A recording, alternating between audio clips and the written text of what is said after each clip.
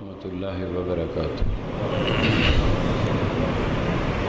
الحمدللہ وحدہ والصلاۃ والسلام علی من لا نبی بعدہ۔ غزوہ تبوک مدینہ منورہ سے کم و بیش 900 کلومیٹر کے فاصلے پر ہوا۔ مئی جون کا مہینہ تھا جب یہ غزوہ ہوا۔ عرب کی گرمی آپ تصور نہیں کر سکتے۔ مکہ مکرمہ میں اب بھی جائیں ٹمپریچر نومبر کے اندر بھی 40 پلس ہو جاتا ہے، نومبر میں بھی اے سی چلتے ہیں۔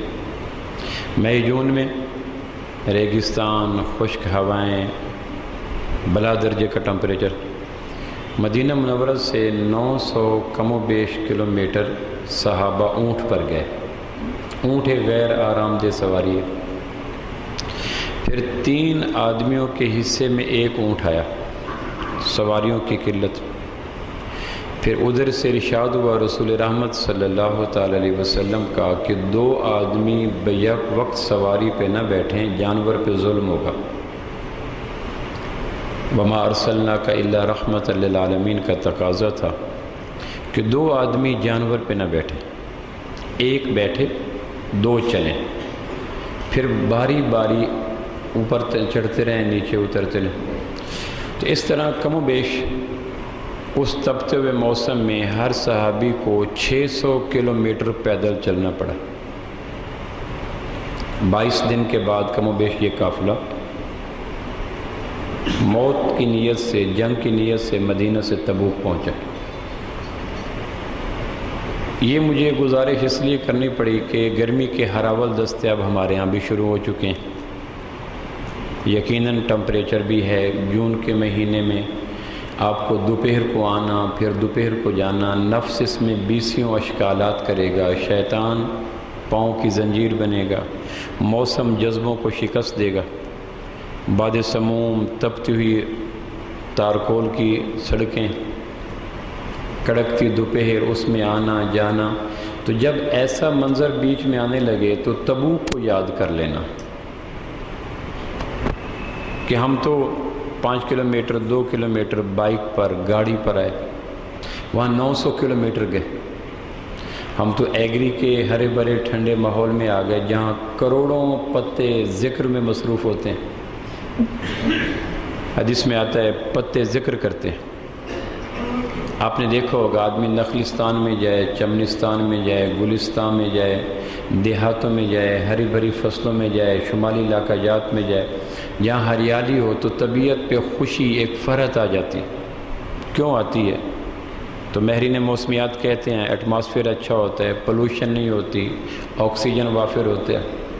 ڈاکٹر کہتے ہیں آنکھوں کے لیے ہریالی طبعاً ایک محبوب چیز ہے۔ مختلف اینگل ہیں کہ طبیعت خوش کیوں ہوتی ہے، لیکن امام کائنات صلی اللہ علیہ وسلم نے کیا ارشاد فرمایا کہ درختوں کے بیچ میں، کھیتوں کے بیچ میں، ہرے بھرے باغوں کے بیچ میں طبیعت خوش اس لیے نہیں ہوتی کہ آکسیجن ہوتی ہے، ہریالی ہوتی ہے، پولوشن سے پاک ماحول ہوتا ہے۔ اصل طبیعت کے خوش ہونے کا سبب یہ ہوتا ہے کہ کروڑوں پتے اللہ کا ذکر کر رہے ہوتے ہیں اور آپ ذاکرین کے بیچ میں بیٹھے ہوتے ہیں۔ جس طرح اے سی کی لہریں آدمی کی طبیعت پہ اثر ڈالتی ہیں، تو کھربوں پتے اپنے اپنے انداز میں جب ذکر کر رہے ہوتے ہیں، ان کے ذکر کی چھاؤں جب ہمارے دلوں پہ پڑتی ہے تو دلوں کے اندر ان کے ذکر کی وجہ سے سکون آتا ہے، نہ کہ ہریالی کی وجہ سے۔ تو آپ تو 2 کلومیٹر تشریف لائے، گاڑی پہ تشریف لائے، اے سی میں تشریف لائے، بائک پہ تشریف لائے، پھر کھربوں ذاکرین کے بیچ میں آ گئے، پھر گھنٹہ بھر کے لیے پھر واپس چلے گئے۔ جب نفس گرمی کے حوالے سے رکاوٹ بننے لگے کہ دھوپ بڑی ہے، ٹمپریچر بڑا ہے، ہیٹ بڑی ہے، تو لمحہ بھر کے لیے نفس کو مدینہ سے تبوک جانے والے قافلے کی کارگزاری سنا دیا کریں۔ جب یہ سنائیں گے کہ وہ تو موت کے لیے جا رہے تھے، روم کے ساتھ جنگ کے لیے جا رہے تھے، 600 کلومیٹر ریت کے ٹیلوں پہ پیدل چلنا، دانتوں کو پسینے آ جاتے ہیں۔ یہ تو نبوت کی صحبت کا کمال تھا کہ بشری تقاضوں کے باوجود صحابہ اتنی حدت برداشت کر گئے، ورنہ اسباب کی دنیا میں کون ہے جو جان دینے کے لیے 600 کلومیٹر کڑکتی دھوپ پہ چل کے جائے؟ تو مجھے یہ اس لیے عرض کرنا پڑا کہ گرمی کے ہراول دستے آ چکے ہیں، طبیعتوں پہ بوجھ ہے گا، موسم رکاوٹ بنے گے۔ تو جب اس قسم کی طبیعت پہ آنے لگے تو ممکن ہے تبوک کا سفر ہمارے لیے ڈھارس بندہ ہے، تسلی دے کہ کوئی بات نہیں، یہ تو 1-2 کلومیٹر کی بات ہے۔ اور ویسے بھی نیکی پر آنے والی مشقتیں ختم ہو جاتی ہیں، ثواب رہ جاتا ہے۔ آدھا گھنٹہ گرمی پہ آئے، واپس چلے گئے، نہا لیا، ٹھنڈے پنکھے میں چلے گئے، تو آدھے پونے گھنٹے کے بعد وہ گرمی کا احساس ختم ہو گیا، لیکن گرمی کی وجہ سے ملنے والی نیکی وہ ٹھہر جاتی ہے۔ مینا میں ہم بیٹھے تھے تو ایک دوست، جب ہم پیدل چل کے واپس آئے عرفات سے، تو یقیناً طبیعت میں تھکن ہوتی ہے، وجود میں ایک دردیں اٹھتی ہیں، بوجھ آتا ہے۔ ایک دوست کہنے لگا کہ آج تو ہم مر گئے، تھک گئے چل چل کے۔ تو دوسرا ایک دوست کہنے لگا کہ حج کے اس عمل کے شکایت کرنے سے تکلیف کم کوئی نہیں ہوئی، ثواب کم ہو گیا۔ یہ جو مینا عرفات سے چل کر مینا تک ہے، اس دکھ بھرے شکوے بھرے جملے کی وجہ سے عرفات کے سفر کی تھکن دور کوئی نہیں ہوئی، ہاں ثواب ضرور دور ہو گیا۔ اس لیے صدیق اکبر رضی اللہ فرمایا کرتے تھے، نیکی پر آنے والی مشقتوں کا تکلیف سے ذکر نہ کیا کرو، مشقتیں ختم نہیں ہوتی، ثواب ختم کر بیٹھتے ہو۔ مشقت تو وہی تھی جو جھیل بیٹھے، آپ تشریف لائے 4 کلومیٹر 6 کلومیٹر سے جمعے کے لیے، جو گرمی نے جلد کے ساتھ معاملہ کرنا تھا وہ تو کر لیا، جو سورج کی تیز کرنیں چبھنی تھیں وہ تو چبھ گئی، جو جسم کے مسام سے پسینہ نکلنا تھا وہ تو نکل گیا۔ اب جمعہ پڑھ کے گھر تشریف لے گئے، اور وہاں جا کر جمعے کی وجہ سے آنے والی مشقتوں کے بیان سے بیشور کہ یہ گرمی کم نہیں ہوگی، البتہ ثواب ضرور کم ہو جائے گا۔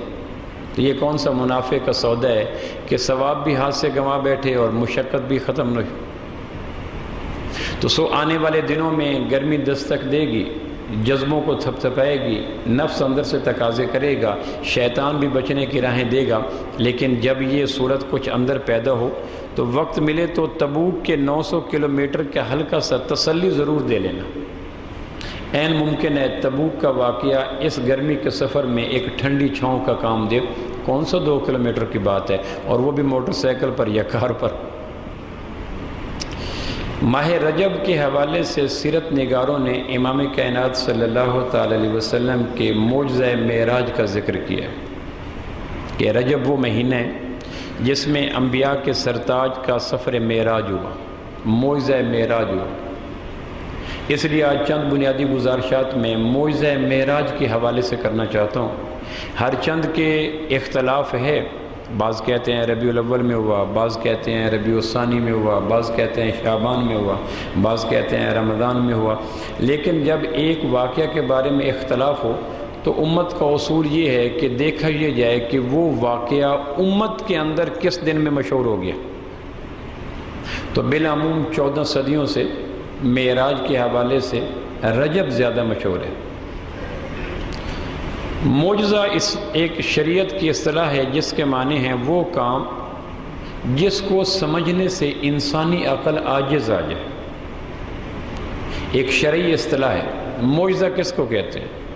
تو وہ کام جس کو سمجھنے سے انسانی دانش، عقل، تجربہ عاجز آ جائے کہ جی مجھے سمجھ نہیں آ رہی کہ یہ کام کیا ہو گیا۔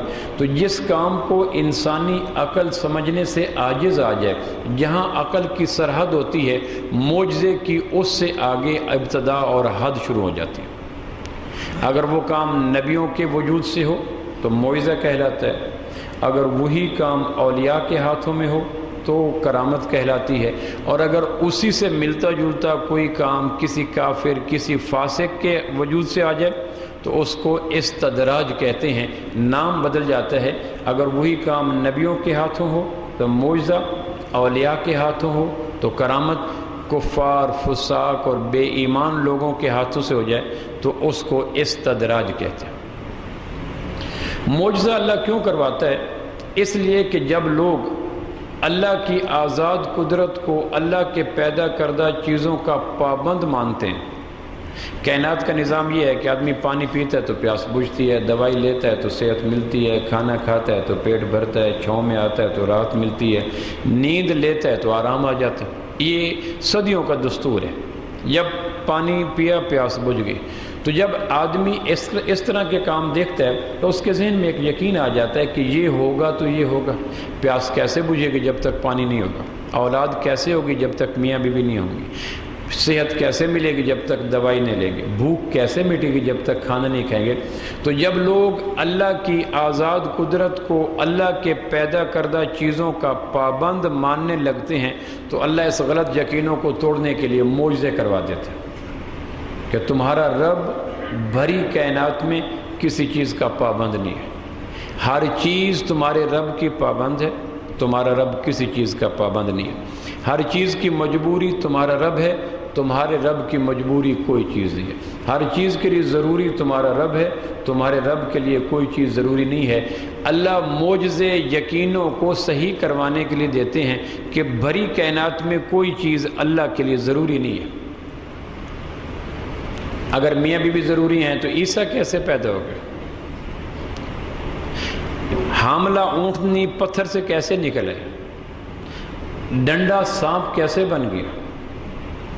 آگ گلزار کیسے بن گئی؟ اللہ معجزات نبیوں کے ہاتھ پہ کروا کے اپنی قدرت کو ظاہر کرنا چاہتے ہوتے ہیں، اس لیے معجزہ دلیل توحید ہوتا ہے، نبی کا ذاتی فعل نہیں ہوتا، ولی کا ذاتی فعل نہیں ہوتا۔ جب ولی چاہے کرامت دکھا دے، نہیں ایسا نہیں ہوتا۔ جب نبی چاہے معجزہ دکھا دے، ایسا نہیں ہوتا۔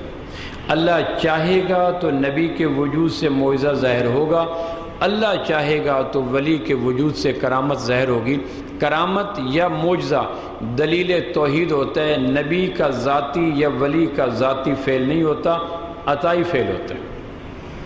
اور اللہ کیوں کرواتے ہیں؟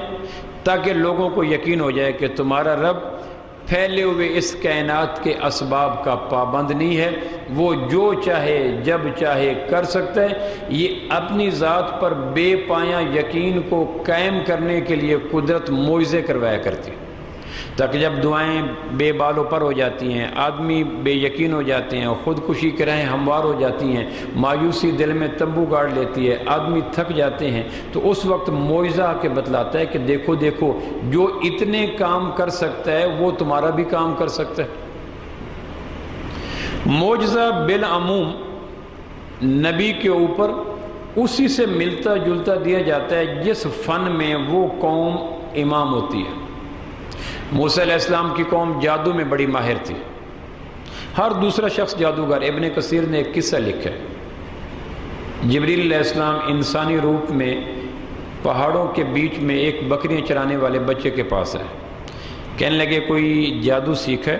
کہنے لگے نہیں، میں یتیم بچہ ہوں، مجھے فرصت نہیں ملی، ابھی میرے ہاتھ پاؤں کام کے قابل ہوئے تھے، باپ مر گیا، ماں نے رزق اور تلاش معاش کے لیے بکریاں دے کر مجھے جنگلوں کی طرف بھیج دیا، سارے دن پہاڑوں کے بیچ میں بکریاں چراتا ہوں، میں جادو سیکھ نہیں سکا۔ تو موسیٰ آنے والے جبریل نے پوچھا کچھ الف بے تو سیکھی ہوگی؟ کہنے لگے نہیں میں نہیں سیکھ سکا، البتہ جب رات کو جاتا ہوں تو ماں ٹیڑھے میڑے نقوش اور لکیریں کھینچ کر کچھ بتا دیتی ہے، لہٰذا مجھے کوئی پتہ نہیں ہے۔ تو جبریل علیہ السلام کہنے لگے اچھا ان ٹیڑھے میڑے ناقص علم کی روشنی میں بتا جبریل کہاں ہیں؟ موسیٰ علیہ السلام کے زمانے کا ایک چرواہا جو اپنے جادو کے فن کا انکار کر رہا ہے، اس سے جبریل علیہ السلام پوچھ رہے ہیں بتاؤ جبریل کہاں ہیں؟ اس نے پہاڑ کے بیچ میں جس لاٹھی سے بکریوں کو ہانکتا تھا ٹیڑھی میڑھی لکیریں کھینچ کر کہنے لگا ساتوں آسمانوں پہ تو نظر نہیں آ رہا۔ جبریل علیہ السلام کہنے لگے ساتوں زمینوں میں دیکھو۔ اس نے پھر ٹیڑھی میڑھی لکیریں کھینچ کر کہنے لگا میرے ناقص علم میں ساتوں زمینوں کے اندر بھی جبریل نظر نہیں آ رہا۔ اس نے کہا زمین آسمان کے درمیان میں دیکھو۔ تو اس نے پھر لکیریں کھینچ کر کہا زمین آسمان کے بیچ میں بھی کوئی نہیں۔ اس نے کہا جبریل مر تو کوئی نہیں گیا۔ تو کہنے لگا میں نے تو پہلے آپ کو کہا تھا میں نے علم کوئی نہیں سیکھا، فن کوئی نہیں سیکھا، غربت پاؤں کی زنجیر بن گئی، میں بچپن میں ہی اپنے کام میں لگ گیا، مجھے پتہ کوئی نہیں، لیکن آپ بھی مصر تھے تو میں نے آپ کے کہنے پر جو میرے پاس علم تھا اس کی روشنی میں بتا دیا کہ جبریل نہ ساتوں آسمان پہ ہے، نہ ساتوں زمینوں میں ہے، نہ زمین آسمان کے درمیان میں ہے، میرا علم یہ بتاتا ہے کہ یا جبریل میں ہوں یا تو ہے۔ تو جبریل علیہ السلام کہنے لگے جس قوم کے ناواقف بچے کا جادو کے حوالے سے پرواز یہ ہو، سیکھنے والوں کا کیا عالم ہو۔ پوری کی پوری قوم جادو میں ایکسپرٹ ہے اور جادو پہ ناز ہے۔ پروردگار نے جو موسیٰ کو معجزہ دیا وہ اسی فن میں معراج کا دیا۔ جس فن کے اندر جو قوم ماہر ہوتی ہے، پروردگار کا مزاج یہ ہے کہ معجزہ اسی فن کے ملتا جلتا دیا جاتا ہے۔ لہذا 70,000 جادوگر جو فرعون کے کہنے پہ موسیٰ علیہ السلام کے مقابلے میں آئے تو انہوں نے رسیاں پھینکی، موسیٰ علیہ السلام نے لاٹھی پھینکی، وہ 70,000 رسیوں کو لاٹھی اژدہا بن کے نکل گئی، اور نہ دعوت، نہ تبلیغ، نہ واعظ، نہ تورات، کچھ بھی نہیں، اور فوراً انہوں نے موسیٰ علیہ السلام پر ایمان لے آئے۔ حالانکہ ان کی کمٹمنٹ یہ تھی کہ اگر ہم موسیٰ علیہ السلام کو شکست دے دیں تو فرعون ہمیں کیا دے گا، تو اس نے کہا تھا میں آپ کو اپنا وزیر، مشیر یا مقرب بنا لوں گا۔ ابھی انہیں رسیاں پھینکی اور ملک کے سب سے ماہر جادوگروں کا انتخاب تھا، اور ایک دو نہیں تھے، 70,000 تھے، اور انہوں نے پھینکی، اور موسیٰ علیہ السلام کو پروردگار نے جو معجزہ دیا اسی قوم کے فن سے ملتا جلتا لیکن صدیوں اوپر کی منزل پہ جا کے عطا کیا۔ ساری رسیاں کھا گئی، وہ فوراً موسیٰ علیہ السلام پر ایمان لائے۔ کیوں لائے؟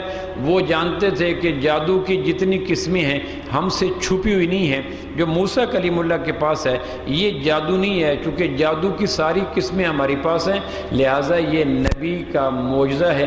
سو وہ جادوگر 1 منٹ سے پہلے جو مقابلے کے لیے آئے تھے سارے کے سارے موسیٰ علیہ السلام پر ایمان لا کر موسیٰ علیہ السلام کے صحابی بن گئے۔ موسیٰ علیہ السلام نے ایک دفعہ پوچھا طور سینہ پر کہ پروردگار جو میرے مقابلے کے لیے آئے تھے آپ نے انہیں اتنی جلدی ہدایت کیوں دے دی، حالانکہ ہم تو تھک جاتے ہیں بھاگ بھاگ کے۔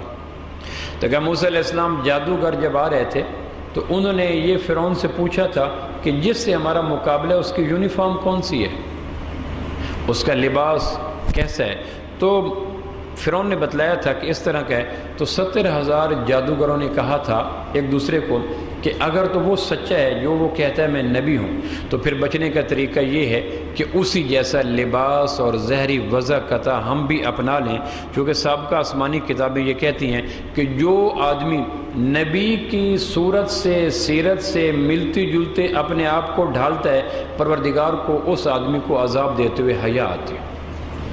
لہذا اگر اللہ کے عذاب سے بچنا ہے تو موسیٰ اگر سچا نکلا تو عذاب سے بچنے کا طریقہ یہ ہوگا کہ موسیٰ علیہ السلام کی جو زہری شکل شبہات ہے ویسی تم لے لو۔ تو انہوں نے موسیٰ علیہ السلام سے جیسا جبہ تہمت بالکل ویسا پہن کے آ گئے۔ تو کہا موسیٰ علیہ السلام ان کا ظاہر تیرے سے اتنا ملتا جلتا تھا کہ مجھے تیری وجہ سے ان کو بھی ہدایت دینی پڑی۔ اور جو آدمی شعوری طور پر کسی نبی کی اتباع کرتا ہے، ہم تصور کر سکتے ہیں کہ آسمانی آفتوں سے وہ آدمی کتنا محفوظ رہتا ہو۔ تو موسیٰ علیہ السلام کو جو معجزہ دیا گیا وہ قوم کے ماہر جادوگر یہ مان اٹھے یہ ہمارے بس۔ عیسیٰ علیہ السلام کے زمانے میں طب عام تھی، یونان کے علاقے میں عیسیٰ علیہ السلام مبعوث ہوئے، دنیا بھر کے لا علاج مریض اپنے وجود کی رگوں میں چھپی ہوئی بیماریوں کے اخراج کے لیے یونان کی بستیوں کا رخ کرتے تھے۔ ماہر قسم کے طبیب اپنے سالوں کے تجربوں کے کشتہ جات ان کو استعمال کروا کے صحت دے کر واپس بستیوں میں بھیج دیتے تھے۔ یونان کا طبیب دنیا بھر میں مشہور تھا۔ عیسیٰ علیہ السلام کو معجزہ جو دیا گیا وہ بھی اسی طب سے ملتا جلتا تھا۔ عیسیٰ علیہ السلام نے کہا تم میں سے کوئی ایسا ہے جو مادرزاد نابینے کو آنکھیں دے دے؟ انہوں نے کہا یہ نہیں ہو سکتا۔ کہا میرے پاس نسخہ لے آؤ۔ تو وہ ماں کے پیٹ سے اندھے نابینا کو لے آتے، عیسیٰ علیہ السلام کو اللہ کا نام لے کر ہاتھوں انگلی ان کی آنکھوں پہ ہاتھ پھیرتے اور وہ دیکھتے ہی فوراً آنکھ کھولتا تو بینائی لوٹ آتی تھی۔ تو یونان کے حکیم کہتے تھے جہاں ہماری طب دم توڑ جاتی ہے عیسیٰ علیہ السلام کی طب کا آغاز بھی کہیں آگے سے جا کے ہوتا ہے۔ عیسیٰ علیہ السلام کہتے تم مرے ہوئے کو حیات نو دے سکتے ہو؟ کہنے لگے یہ ممکن نہیں ہے۔ کہا اچھا کوئی ڈیڈ باڈی میرے پاس لے آنا۔ تو یونان کے حکیم ڈیڈ باڈی لے کے آتے، موسیٰ علیہ السلام ہاتھ پھیرتے، قم باذن اللہ، تو وہ مرا ہوا آدمی بیٹھ کے زندہ ہو جاتا۔ تو وہ کہتے بھئی ہم جتنا بھی طب میں، جڑی بوٹیوں میں، میڈیکل سائنس میں آگے بڑھ جائیں، کلیم اللہ کے برابر نہیں ہو سکتے، روح اللہ کے برابر نہیں ہو سکتے۔ تو جس طرح بنی اسرائیل کے جادوگروں نے اعتراف کر لیا کہ ہم جتنا جادو میں آگے بڑھ جائیں موسیٰ علیہ السلام کے برابر نہیں ہو سکتے، اسی طرح یونان کے طبیبوں نے اقرار کر لیا کہ ہم جتنا بھی میڈیکل لائن میں آگے بڑھ جائیں عیسیٰ روح اللہ کے برابر نہیں ہو سکتے۔ اللہ نے اپنے محبوب صلی اللہ تعالی علیہ وسلم کو جو معجزات دیے، ان معجزوں کا اسلوب بھی یہی تھا۔ عربوں کو ناز تھا اپنی فصاحت و بلاغت پر، اپنی زبان پر، اپنے آپ کو عرب کہتے تھے، عرب کے معنی بولنے والا۔ باقی غیر عرب جو عربی نہیں بولتے تھے ان کو حقارت سے عجم کہتے تھے، عجم کے معنی گنگا، کہ یہ تو گفتگو کرنے کا فن ہی نہیں جانتے۔ اپنی زبان، فصاحت و بلاغت پہ اتنا ناز تھا کہ دنیا کے کسی کنارے پہ پتہ چلتا کہ فلاں علاقے میں کوئی خطیب پایا جاتا ہے تو ان کی حمیت بھڑک اٹھتی اور اس علاقے میں جا کر اس کو شکست دینا اپنی مذہبی حمیت کے اور زبان کی حمیت کے حوالے سے ضروری سمجھتے۔ وہ جانتے تھے کہ بولنے میں ہمارے برابر کوئی نہیں، تو اپنے گفتگو میں، اپنے کلام میں وہ دنیا میں اپنے آپ کو امام سمجھتے تھے۔ پروردگار نے ان کے اس زوم کو توڑنے کے لیے آمنہ کے لال کو قرآن مجید عطا کی کہ لو بھائی تمہیں جو اپنی فصاحت و بلاغت پر، شاعری پر، کلام پر ناز ہے، ان کنتم فی ریب مما نزلنا علی عبدنا فاتوا بسورۃ، تم جو بڑے بڑے کلام بناتے ہو تو ہم نے آمنہ کے لال کو 114 صورتیں دی ہیں، سب سے چھوٹی صورت سورہ العصر ہے یا سورہ کوثر ہے، تم سارے مل جل کر اپنے کلام، اپنی فصاحت و بلاغت پر ناز کرنے والوں اس جیسی ایک صورت تو بنا کے دکھاؤ۔ لبید ایک شاعر تھا اور مسجود و شعراء تھا۔ سال کے بعد مکہ مکرمہ میں اوکاز، ایک بچے کو بٹھا دو، کس کے ساتھ ہے؟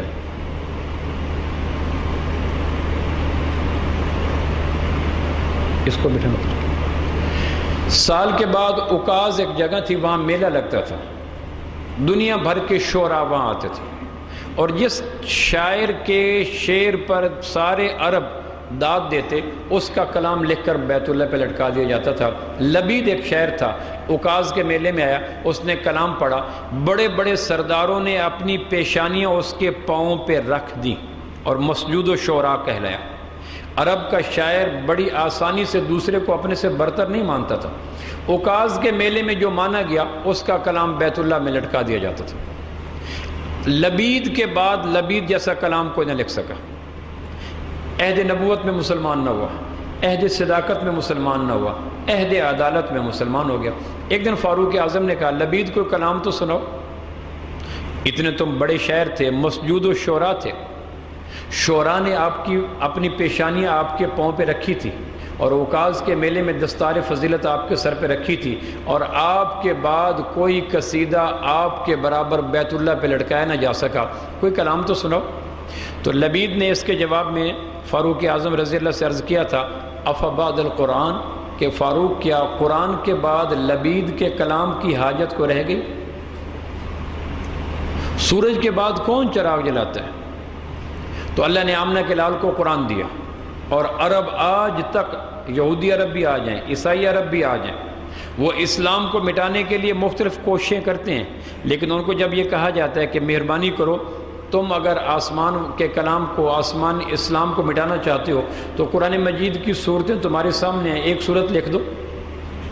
تم شاعری کرتے ہو، خلیل جبران النبی کے نام پہ کتاب لکھی، بڑے بڑے ایسے یہودی ہیں جو روزانہ کالم لکھتے ہیں، شاعری کی کتابیں ہیں، نوبل پرائز مل چکا ہے، ان کو کہا جائے کہ تم مہربانی کرو، قرآن کا چیلنج آج بھی موجود ہے، لکھو اس جیسا، لیکن آج تک دنیا عرب اپنی تمام تر فصاحت و بلاغت کے باوجود آمنہ کے لال کے لکھے ہوئے کلام کے برابر میں ایک صورت بھی نہیں لا سکے۔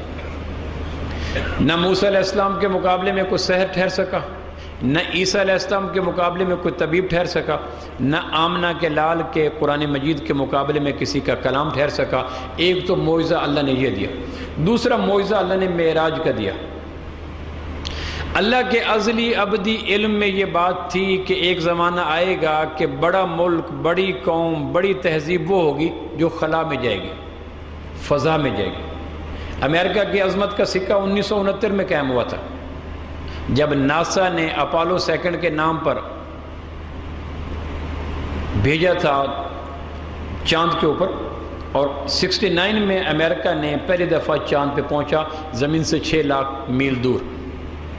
نیل آرمسٹرانگ کی قیادت میں 3 خلاباز امریکہ کے پہنچے چاند پر، اور دنیا نے امریکہ کی عظمت کو تسلیم کر لیا کہ امریکہ اب چاند پہ پہنچ چکا ہے۔ 69 میں فلوریڈا ریاست کے اندر دنیا بھر کو لائیو دکھایا جا رہا تھا کہ امریکہ 6 لاکھ میل کم و بیش خلا کو چیرتا ہوا چاند پہ 2 دن اس کے مسافر پھرتے رہے، تیسرے دن واپس کچھ پتھر، کچھ نمونے لے کے آگے۔ تو امریکہ کی عظمت تسلیم کی گئی جب خلا میں پہنچا۔ اللہ کے ازلی علم میں یہ بات تھی کہ آنے والے زمانے میں بڑا ملک وہ ہوگا، بڑی تہذیب وہ ہوگی جو خلا کی بلندیوں کو جا کے چیرے گی۔ سو پروردگار نے آمنہ کے لال کو صدیوں قبل معراج میں اپنے قریب بلا کر کہہ دیا، لوب دنیا کے انسانوں، جتنی بھی خلا کی بے کراں وسعتوں کی طرف تم چلتے جاؤ، تم کبھی وہاں نہیں پہنچ سکو گے جہاں میرا محبوب ہو کے آ گیا۔ نہ قرآن کا جواب دیا جا سکا، نہ معراج کا جواب دیا جا سکا، کیونکہ اللہ کو اس بات کا علم تھا کہ لوگ کہیں گے کہاں، تو اللہ کہیں بولو بھائی کہاں تک پہنچے۔ 3 بڑے ایسے سہنے ہوئے کہ پروردگار نے معراج کروایا۔ ایک تو حضرت خدیجہ کا انتقال ہو گیا۔ مکہ کا کوئی گھر ایسا نہیں تھا جہاں ہماری ماں خدیجہ کا معاشی احسان نہ ہو۔ جب تک ہماری ماں خدیجہ زندہ رہی، مکہ کے کافروں نے بے شک زبانی آپ کے خلاف باتیں کی، ساحر کہا، مجنون کہا، دیوانہ کہا، بد اخلاق کہا، معاذ اللہ، لیکن کبھی دست درازی نہیں آئی، گریبان نہیں پکڑا، اوجڑی نہیں پھینکی، کانٹے نہیں بچھائے، چونکہ ان کے سامنے ماں خدیجہ تھی کہ اگر بے شک ہمارا وہ نظریاتی مخالف ہے، لیکن کس کا شوہر ہے؟ خدیجہ کا، اور خدیجہ کا معاشی احسان مکہ کے ہر گھر میں تھا۔ حضرت خدیجہ کا انتقال ہو گیا۔ دوسرا جو بڑا سان ہے وہ حضرت ابو طالب کا انتقال تھا۔ ایک سیاسی پریشر تھا، ابو طالب کی موجودگی میں اہل مکہ نے نبوت کو کبھی دست درازی نہیں کی۔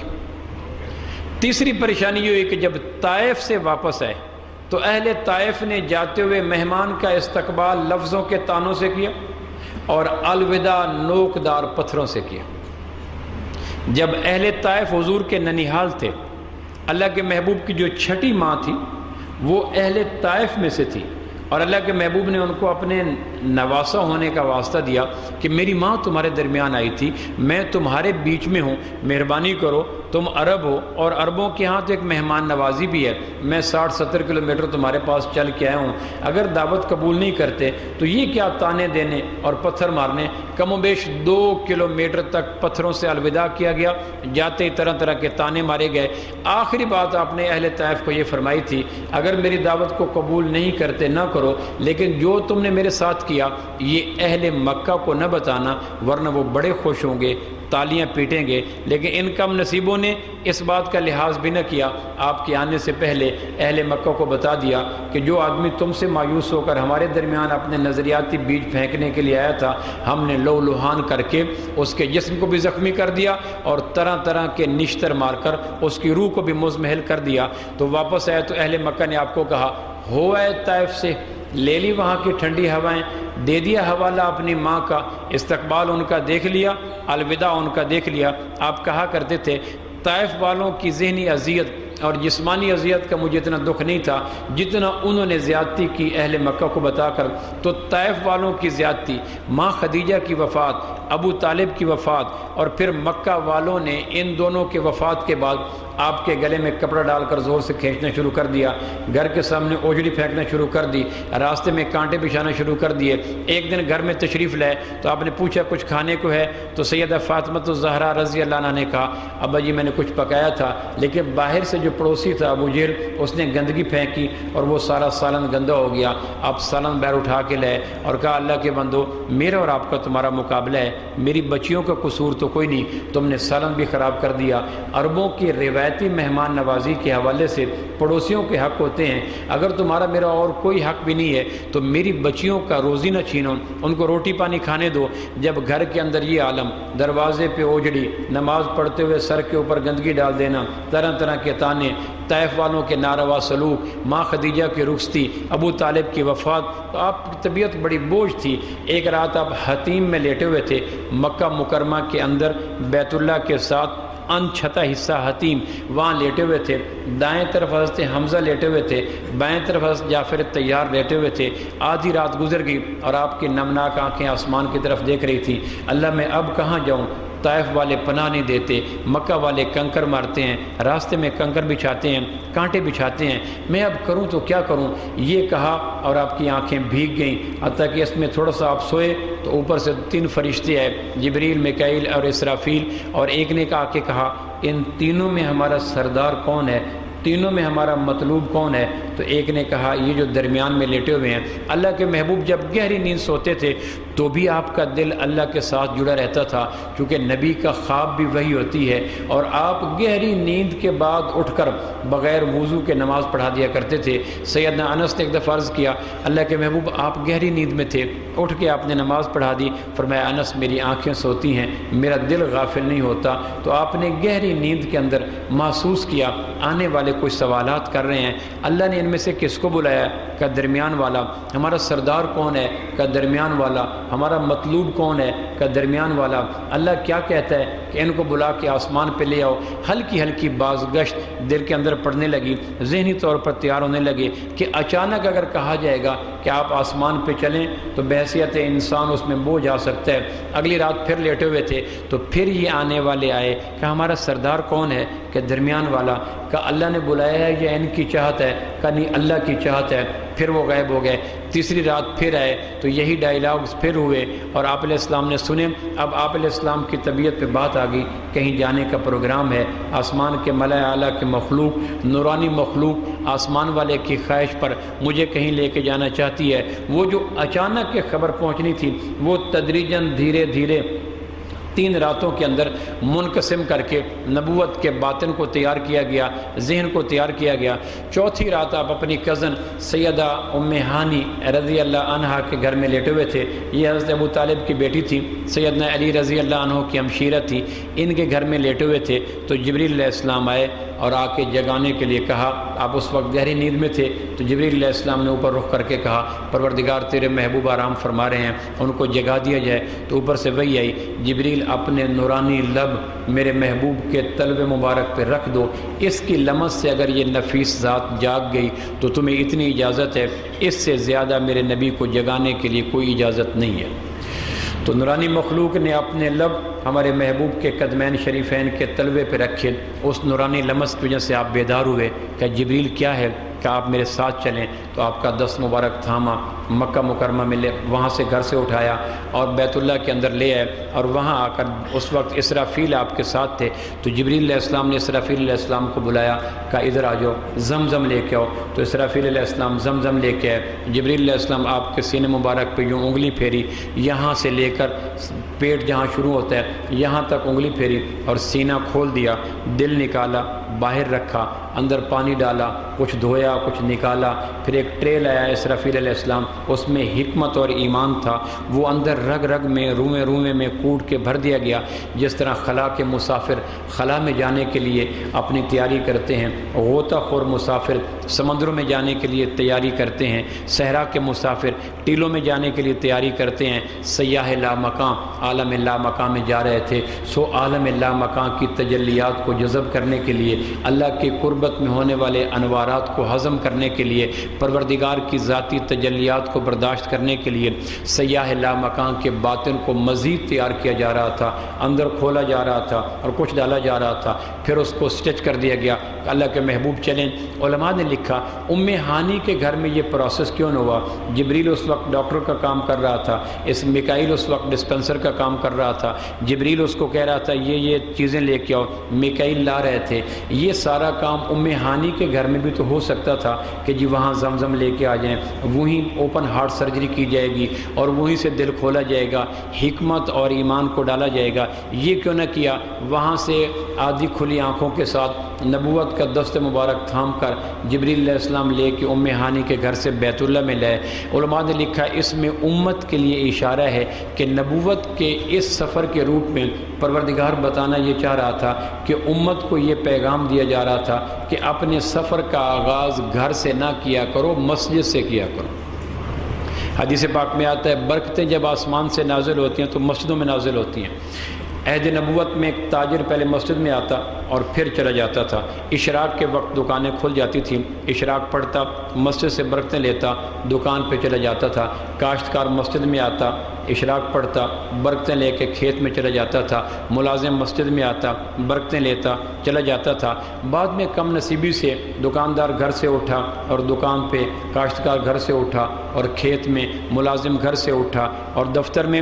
تب مسجدیں انتظار کرتی رہ گئی کہ ظالمو دکان پہ جا رہے ہو برکتوں کے بغیر، کھیت میں جا رہے ہو برکتوں کے بغیر، دفتروں میں جا رہے ہو برکتوں کے بغیر، امور سلطنت میں جا رہے ہو برکتوں کے بغیر، کثرتوں میں مر جاؤ گے، سارا دن کوہلو کے بیل کی طرح چلو گے، تمہارے کام سمٹیں گے نہیں، اگلے دن کے لیے کام پھر ادھورے چھوڑ کے آ جاؤ گے، اگلے دن پھر اس میں جت جاؤ گے۔ مہربانی کرو آسمان کی برکتیں مسجد میں لے کے جاؤ۔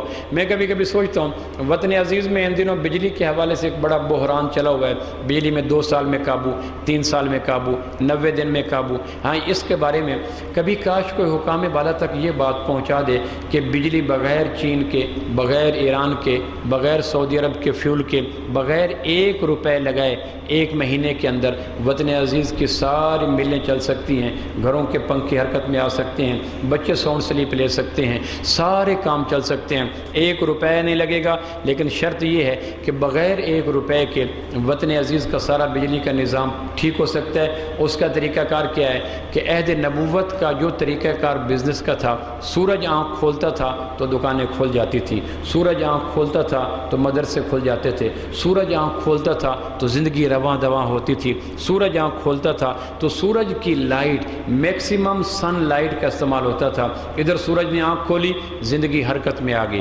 حالیوں نے ہل چلائے، کھیتوں میں بیج بھی کھیرے، تاجروں نے دکانیں کھولی، ملازم دفتروں میں چلے گئے، بچے اسکولوں میں چلے گئے، درسگاہوں کا آغاز ہو گیا۔ ادھر سورج کی شام کو آنکھیں بند ہونے لگتی، شفق اور لالی غالب آنے لگتی، اندھیرا دھیرے دھیرے آنے لگتا تو حالی اپنے حل بند کر کے فطرت کے مطابق گھر آ جاتا تھا، تاجر دکان کو بند کر دیتا تھا، مدارس لاک اپ ہو جاتے تھے، دفتر بند ہو جاتے تھے۔ تو میکسیمم سورج کی لائٹ استعمال کی جائے تو 1 مہینے کے اندر بجلی کا پہیہ رواں دواں ہو سکتا ہے۔ ہر تاجر کو بونڈ کر دیا جائے، اشراق کے بعد دکان کھولے اور مغرب سے پہلے دکان بند ہو جائے۔ لندن میں بھی ایسا ہوتا ہے، چائنا میں بھی ایسا ہوتا ہے، یورپ میں بھی ایسا ہوتا ہے۔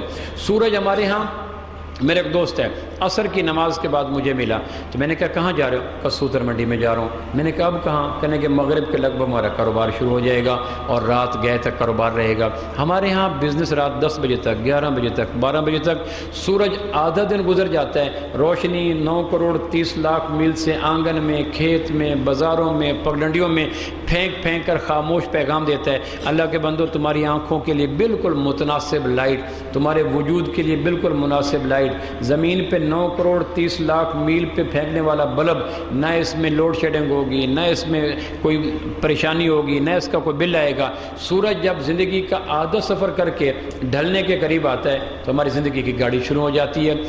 اس ملک کے اندر بجلی کو پورا کرنے کا ایک آسان طریقہ یہ ہے کہ سورج کے ساتھ اسکول کھل جائیں، سورج کے ساتھ کاروبار کھل جائیں، سورج کے ساتھ فیکٹریاں چل پڑیں اور سہ شام فطرت کے مطابق رات کو لوگ آ کے بچوں کو وقت دیں، بیویوں کو وقت دیں، گھروں میں وقت دیں اور فطرت پہ سوئیں، اللہ صبح جاگ جائیں۔ 1.5-2 مہینہ ہمارے بزنس کمیونٹی کو، ہمارے کاشتکاروں کو، ہمارے مل آنرز کو، ہمارے درسگاہوں کو سورج کے ساتھ اگر پابند کر دیا جائے، اللہ کی ذات سے امید نہیں یقین ہے، بغیر چین کے تعاون کے، بغیر جاپان کے سامنے کشکول ہاتھ پھیلائے اور بغیر IMF سے مزید قرضے اور ری شیڈولنگ کروانے کے ہمارا بجلی کا نظام حل ہو جائے گا۔ لیکن حکام بالا تک یہ بات پہنچائے تو کون پہنچائے کہ مفت تم لے سکتے ہو. اور ہمارے ہاں تو سورج چمکتا بھی زیادہ ہے, روشنی بھی وافر آتی ہے. ہمارے ہاں تو ان کے بادلوں کے اگر رکاوٹ بھی کوئی نہیں ہوتی, گرہن بھی کوئی نہیں لگتا. اور تو یورپ میں چلے جائیں, میرا ایک دوست خود کہنے لگا انگلینڈ میں لندن میں مغرب کے بعد گھوم تھکا, مجھے پتہ نہیں چلے کہ یہ لندن ہے یا قبرستان ہے. چند گیس اسٹیشن کھلے ہوئے تھے یا چند میڈیکل سٹور کھلے ہوئے تھے, یا ان کی راتوں کو برباد کرنے والی یورپن سٹائل کے قہوے خانے یا نائٹ کلب کھلے ہوئے تھے. باقی روڈ ویران تھے, زندگی ٹھہر چکی تھی, رات غالب آ چکی تھی اور سکون عام ہو چکا تھا. چائنا میں بھی اس طرح صورتحال ہے. ہمارے دوست کہتے ہیں چین میں جاتے ہیں تو صبح اشراق کے ساتھ بزنس شروع ہوتا ہے, سر شام بند ہو جاتا ہے. ہمارے ہاں یہ کم نصیبی ہے کہ میکسیمم سورج اپنی روشنیاں پھینک کر اپنے اوپر ماتم کرتا ہوا چلا جاتا ہے. کہ کیسے کم نصیب لوگ ہیں. فطرت کے مطابق بیلنس لائٹ قدرت نے بھیجی اور انہوں نے فائدہ کوئی نہیں اٹھایا. سر شام وہ لائٹیں جلی جو آنکھوں کے لیے مناسب نہیں ہیں. تو جبریل علیہ السلام کو پروردگار نے یہ کیوں کہا کہ ام ہانی کے گھر کی بجائے مسجد میں لاؤ, تاکہ امت کو یہ پیغام دیا گیا تھا. میرا ایک دوست کہنے لگا میرا کاروبار نہیں چمکتا. میں نے کہا پکا ایک علاج بتاتا ہوں, 1 مہینہ کاروبار میں جانے سے پہلے مسجد میں جاؤ, 2 رکعت نفل پڑھو کہ پروردگار میں شٹر اٹھاؤں گا, لیکن آسمان کا شٹر اگر تو نہیں اٹھائے گا تو میرا شٹر کے کھلنے کا فائدہ کوئی نہیں. مسجد میں جاؤ, 2 رکعت نفل پڑھو, آسمان کا شٹر کھلاؤ, آسمان والے سے برکت مانگو, پھر مسجد میں چلے جاؤ. شام کو واپس آؤ, گھر میں نہ جاؤ 2000 10,000 20,000 لا کے پروردگار کو دکھاؤ. پروردگار یہ آج کی آمدن ہوئی, اس کو ہسپتالوں سے, قہوہ خانوں سے, شراب خانوں سے, ناگہانی آفات سے اور حادثات سے بچا, اور اس کو برکات آشنا کر. 1 مہینہ آج کا تاجر آغاز لے مسجد سے, اختتام کرے مسجد کے ساتھ. چونکہ یہ پکی بات ہے قرب قیامت میں ہمالیہ ختم ہو جائے گا, کوئی ہندو کش ختم ہو جائے گا, بڑے بڑے پہاڑ ختم ہو جائیں گے, لیکن مسجدیں جس طرح مالی ننے منے پودے کو رمبے کی سپورٹ سے اٹھا کر ایک جگہ سے دوسری جگہ شفٹ کر دیتا ہے. اللہ پاک فرمائیں گے پوری کائنات کو برباد کر دو, لیکن جہاں میرے سجدے ہوئے, سبحان رب جلالہ کی تسبیح ہوئی, جہاں رکوع قیام ہوئے, جہاں آنکھوں سے آنسو بہے, جہاں مسجد میں اذانیں ہوئیں, جن مسجد کے میناروں سے حی علی الصلاۃ کی آوازیں آئیں, وہ شکست و ریگ سے بچ جائے گا, بربادی سے بچ جائے گا. مسجدوں کو اٹھا کے چپکے سے چلے جائیں گے. ہماری کم نصیبی یہ ہے کہ ہمارا مسجد کے ساتھ رابطہ کمزور ہو گیا ہے, اور یہ کوئی اتفاقاً نہیں ہوا. اگر آپ غیر کی سازش کو سمجھیں, وہ دین ہم سے زیادہ پڑھتا ہے. وہ جانتا ہے کہ مسلمان مسجد میں ایسے جیسے مچھلی پانی میں, اور منافق مسجد میں ایسے جیسے پنچھی پنجرے کے اندر. 10 سال بھی بٹیر کو پنجرے کے اندر رکھو, تیتر کو پنجرے کے اندر رکھو, تو پھر بھی تیلیوں کے ارد گرد چکر لگا کر قید کرنے والے کی سنگ دلی کا احتجاج کرتا رہتا ہے. اس کے سر کے بال ٹکرے مار کے اڑ جاتے ہیں, اس کی چونچ بھی زخمی ہو جاتی ہے, اندر دانے بھی کھا لیتا ہے, پانی بھی پی لیتا ہے, اور پھر بھی تیلیوں کے ارد گرد چکر لگا کر اس ظالم کو کہتا ہے خود بھی بے دین ہوا, مجھ سے بھی میرا دین چھینا, میرا دین کھلی فضا تھی, تیرا دین پنچھیوں کو آزاد کرنا تھا, بے دین انسان نے میرے سے بھی دین چھینا. 10 سال کا ایک بٹیر اور تیتر بھی وہ آزادی کی خواہش مانگتا ہے, کبھی بھی وہ اس کے ساتھ کمپرومائز نہیں کرتا. اور مچھلی کو پراڈو کی فرنٹ سیٹ پہ رکھ دو, ارد گرد ڈائمنڈ رکھ دو, سونے کا کشتہ رکھ دو, وہ کہتے ہیں آب رواں چاہیے, گدلا پانی چاہیے, میلا پانی چاہیے, میری ساری ضروریات پانی کے اندر ہیں. تو نبوت نے اتنی بلیغ تشبیہ دی, آدمی حیران ہوتا ہے نبوت کے جوامع الکلم پر کہ کتنی گہری, جامع, خوبصورت, عام فہم اور اپلیکیبل تشبیہ دی کہ مومن مسجد میں ایسے جیسے مچھلی پانی میں, منافق مسجد میں ایسے جیسے پنچھی پنجرے کے اندر. تو ہماری ساری خیریں مسجد کے ساتھ ہیں. میں نے اس کو کہا 1 مہینہ آپ میرے سے پرومس کر لو, مسجد سے جاؤ, مسجد میں آؤ, صبح جاتے ہوئے برکات مانگو, شام کو آتے ہوئے آفات سے نجات مانگو. 1 مہینہ تم کرو, اس کے بعد مجھے رپورٹ دینا. اللہ کے گھر میں بیٹھو, یقین جانے 1 مہینے کے بعد کہہ رہا تھا کاش پاکستان کے ہر تاجر کو یہ راز کی بات کوئی بتا دے کہ کثرتوں کے پیچھے دیوانہ وار دوڑنے والوں سراب نظر ہو جاؤ گے, تمہارے پیٹ کی بھوک آنکھوں پہ آ جائے گی, اور تمہارے اکثر پیسہ تعیشات پہ ضائع ہو جائے گا. بہتر طریقہ یہ ہے کہ مساجد کے ساتھ تو سفر معراج ایک واقعہ نہیں, ایک داستان ہی امت کے لیے اس میں اسوہ ملتے ہیں کہ کیوں وہاں سے اٹھا کر یہاں لایا گیا. حالانکہ زمزم وہاں بھی لایا جا سکتا تھا, جبریل وہاں بھی آ کے اپنا پروسیس کر سکتا تھا.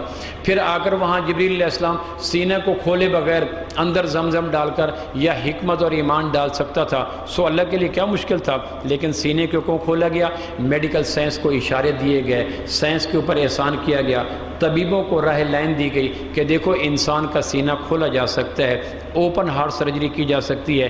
میرے ایک عزیز, میں ان کو ملنے کے لیے گیا تیماردالی کے لیے, ریسنٹلی وہ اوپن ہارٹ سرجری کروا کے لائے. تو میں نے کہا جبریل علیہ السلام نے یہاں سے لے کر پیٹ کے نرم حصے تک وہ سینہ کھولا تھا, آپ کا انہوں نے کہاں تک کھولا؟ کہنے کہ یہیں تک کھولا ہے. میں نے کہا نبوت نے وہ جگہ بھی بتلا دی کہ یہاں سے یہاں تک کھولا, سینے کو باہر نکالا, دل کو ایک طرف رکھا.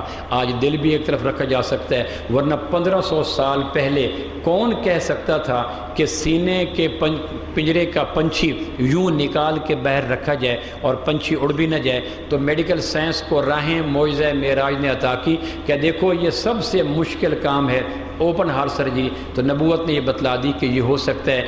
تو نبوت کا احسان تاجروں پر, کاشتکاروں پر, اور نبوت کا احسان میڈیکل سائنس پر معراج کی روشنی میں. پھر براق نامی سواری پیش کی گئی, براق برق نکلا ہے. اس دور میں جب لوگ اونٹوں کو چراتے تھے انہیں گمان نہیں تھا کہ انسان خلا کی بے کراں وسعتوں میں اڑ سکتا ہے. تو نبوت کے سامنے براق لگا کر سپیس سائنس کو آئیڈیا دیا گیا کہ تیز رفتار سواریاں بھی بن سکتی ہیں, خلا کو پھلانگا بھی جا سکتا ہے, فضا میں جایا بھی جا سکتا ہے, ہوا کی سواریاں بھی وجود میں آ سکتی ہیں. وہ چیزیں جو انسان کے دماغ میں خیال نہیں آتا تھا, نبوت کا معجزہ معراج ان چیزوں کو قدم بقدم انسانیت کے لیے ایک اسوہ اور رہنمائی متعین کر رہا ہے. اللہ نے چاہا تو بقیہ گفتگو ہم اگلے جمعے سے عرض کریں گے. سبحان ربک.